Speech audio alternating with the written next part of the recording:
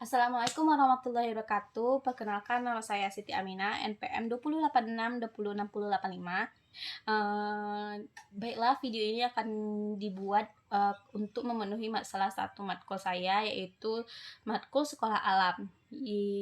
Dosen pengempu yaitu Bapak Taufik Muhtaram, NPD PhD. Baiklah, berdasarkan video yang saya tonton, dari video yang Bapak Taufik kirimkan, saya menyimpulkan saya dapat menganalisis beberapa topik yang menurut saya penting, dan dalam video ini akan saya jelaskan topik-topik yang menurut saya penting. Jadi, menurut John Hardy, adanya sekolah alam ini karena John Hardy ingin membalas budi secara lokal, maka terciptalah sekolah alam tersebut. Karena di negara asalnya John Hardy tidak merasa puas dan dia akhirnya pindah ke Indonesia, dan bertepatan itu di Bali, karena bagi mereka Bali itu ialah daerah yang sangat ramah, dan selama hidup di sana dia merasakan bahagia dan senang. Maka dengan itu John Hardy memutuskan untuk membalas budi dengan membangun sekolah alam. Dia tahu, untuk pertama kali dia tahu bahwa sekolah yang dia ciptakan ini bukan seperti layaknya sekolah secara umumnya yang ada di Indonesia. Sekolahnya yang tidak ada ruang kelas, ruang kelas yang tidak berdinding, para guru menulis di papan yang berbambu, sedang meja yang tidak bentuk persegi. Dia sangat tahu bahwa sekolah yang diciptakan ini jauh dari kata sekolah umum pada Indonesia tersebut, di mana seperti yang kita tahu sekolah di Indonesia ini bisa dilihat rata-rata memiliki meja yang persegi, dinding yang terbuat dari beton, dan juga papan tulis yang bersifat keyboard gitu, atau enggak juga bisa seperti layar infocus. Akan tetapi John Hardy di sini berambis untuk menciptakan sekolah yang akan ramah anak dan membebaskan anak-anak untuk melakukan segala sesuatu yang disukainya. Di sekolah alam ini semua anak tersenyum, yang dimana hal itu menurut John Hardy tidak umum pada sekolah lainnya, dimana pada sekolah umum lainnya anak-anak itu dipaksa dan dibentuk untuk memenuhi standar nilai yang telah ditentukan oleh pemerintah dan oleh ekspektasi orang tuanya. Sedangkan di sekolah alam ini anak dibebaskan untuk memilih proyek yang dia sukai, sedangkan menjalankan hobi yang dia inginkan, dan melakukan hal yang diinginkan asalkan mereka ingin belajar dan mendalami hal yang dia sukai atau hobinya. Di sekolah alam ini banyak dilakukan hal-hal yang tidak umum bagi sekolah biasa, yaitu seperti mempraktekkan holisme atau gaya hidup yang utuh atau bebas. Bagi John Hardy ini, idenya adalah bahwa bila ada seorang anak atau gadis kecil ini lulus sebagai manusia yang utuh, kemungkinan adalah dia mengharapkan dunia yang utuh, dan sebagai dunia harus mengakuinya. Dan di situ menurut John Hardy itu setiap anak dapat mengapresiasikan apa yang mereka inginkan dan menceritakan apa yang mereka ingin lalui, tidak terfokus pada hanya pembelajaran yang telah ditentukan oleh pemerintah ataupun oleh gurunya sendiri. Dan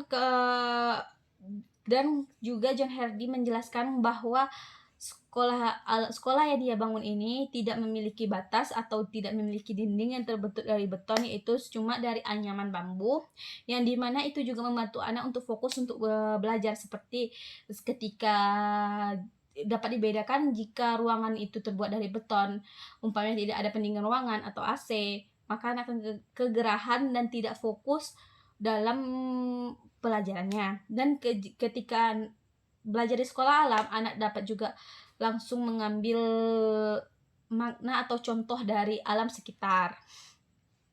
Seperti dinding yang terbuat dari bambu ini mempunyai 2 pembelajaran tambahan, yaitu anak dapat menikmati suasana angin yang semilir ketika sedang belajar, dan juga anak dapat pemandangan anak itu bebas, tidak terpatok terhadap dinding-dinding tersebut. Di sekolah alam ini mempunyai 2 pembelajaran tambahan, yaitu disebut dengan mengamplas dan melapisi ruangan.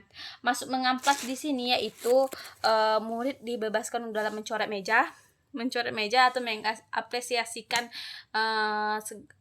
segala bentuk pemikiran dia di atas meja ataupun di atas papan tulis yang disediakan. Itu bertujuan supaya anak dapat mengeluarkan pendapat yang dirasakan dan hal-hal yang bersangkutan dengan hati dan suasana anak tersebut. Jadi di sekolah alam itu dan setelah itu sekolah alam ini mempunyai beberapa komunitas di dalam sekolah, yaitu seperti anak dikelompokkan seperti anak yang menyukai basket, anak yang menyukai lukis, anak menyukai drama dan tari. Itu dikelompokkan dan bakat anak tersebut dikembangkan secara terus-menerus dan tidak dicampurkan. Dan juga dalam segi pembelajaran itu berbeda dengan sekolah umumnya yang seperti kita ketahui. Dan sekolah alam ini menjadi komunitas yang sangat didukung oleh orang tua. Tak ada aspal, tidak ada beton, tidak ada apa, yang ada hanya kerikil dan tanaman hijau lainnya.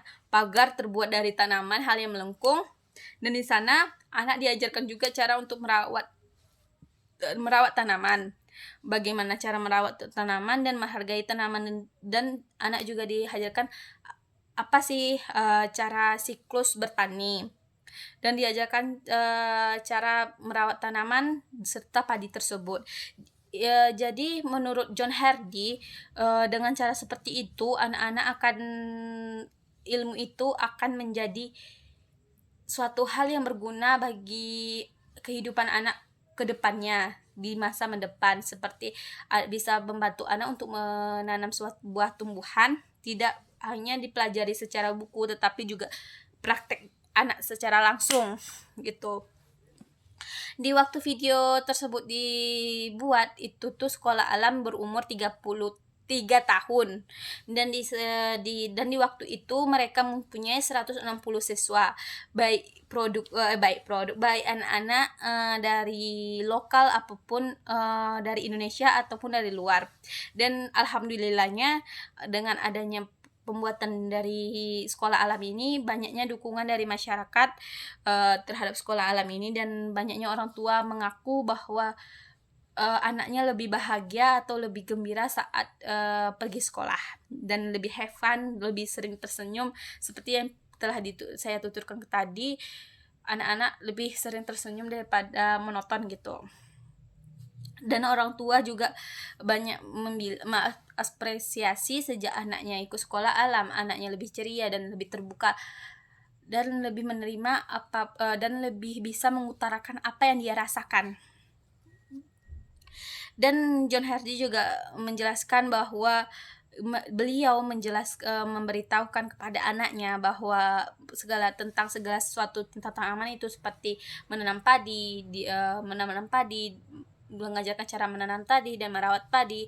Mereka mengajarkan anak itu tentang peraturan sederhana, yaitu gunakan sumber daya alam dan biarkan lingkungan mengarahkannya. Kita tidak boleh berpikir negatif atau berpikir negatif terhadap hal yang kita lakukan. Cukup lakukan hal menurut kita yang terbaik, gunakan sumber alam yang ada, dan selanjutnya kita serahkan kepada alam untuk atas apa yang harusnya terjadi. Dan yakinlah setiap apapun yang dilakukan oleh alam itu akan berdampak baik untuk kita. Sekian dari saya. Billahi taufiq wal hidayah. Wassalamualaikum warahmatullahi wabarakatuh.